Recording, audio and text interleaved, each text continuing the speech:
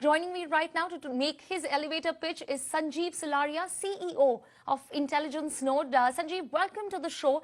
Intelligencenode, for those of us who don't know what the startup is all about, is a price intelligence platform where you essentially help clients determine the right price for their products, when to offer discount, and how much should those discounts be for.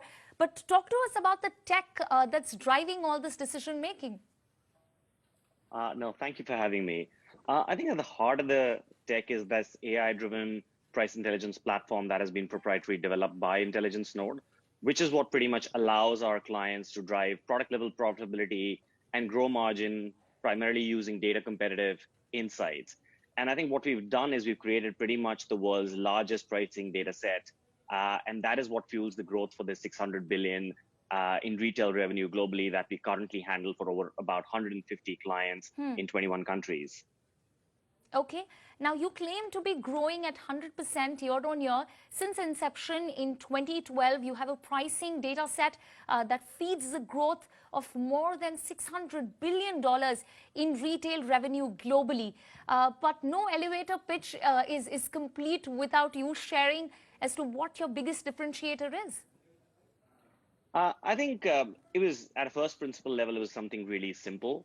I think when we looked around the whole space from large consultants to IT services vendors to even productized software players, I think they were missing just a very simple but yet key driver taking a pricing decision for their clients, which was the consumer always has the option to shop somewhere else. And I think that was what fueled the idea of intelligencenode. And today we monitor just that. We monitor over 1.2 billion unique products, mapping across 200,000 unique brands and 1,900 retail categories. So we look for every product being live across the globe, the pricing, promotion fluctuations, and we also cover this data set in 29 different languages. And that is what the secret sauce is to fueling and differentiating us vis-a-vis the larger market space. Okay, how does your tech then deal with a classic crisis management situation, for instance, like the one we are in right now, where all major sectors, including retail, have seen a huge hit due to the pandemic? What will be the long-term changes in the sector because of COVID-19? What are some of your data sets showing to you? And if you can share like an intelligencenode forecast for us, what this means for the sector. I think we're on the cusp of a new retail order, if I may. And I think some of the big transitions that we will see or the norms we'll see on the other side, digital first would not just be a good to have. I think it'll become a must have. And by digital first, I wouldn't mean setting up an e-commerce shop or an extension of your offline business.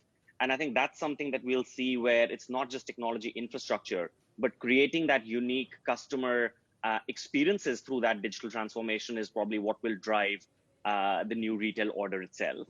Also, I think a lot of shoppers all over the world would have probably shopped online or at least gotten over the barrier of getting comfortable with online shopping for the first time in the last couple of months during the pandemic. And that behavior is not going to go away.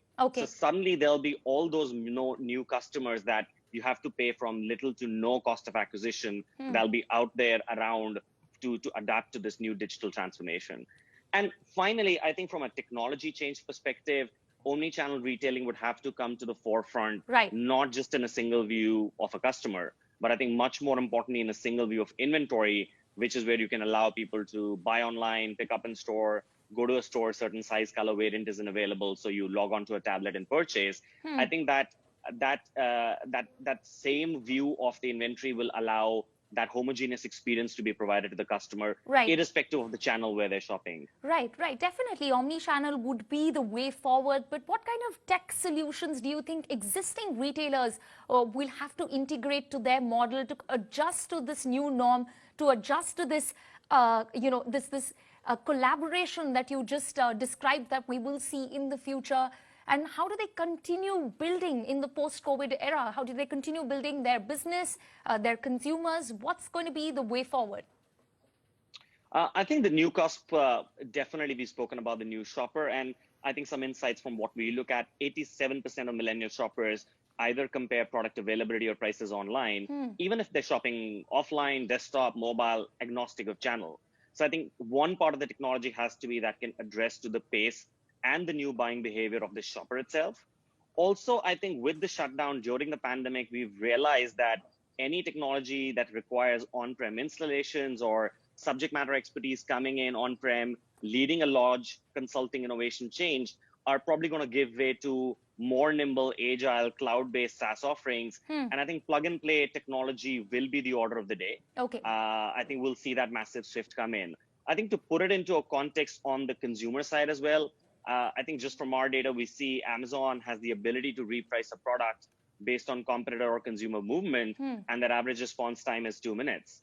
That same average response time as a blended average for the rest of the e-commerce market is about 43,000 minutes, which is over a month. And that same average response time for the brick and mortar market as a blended average is about 270 days. Right. I think that's another transition that is going to come about where technology will have a massive role to play.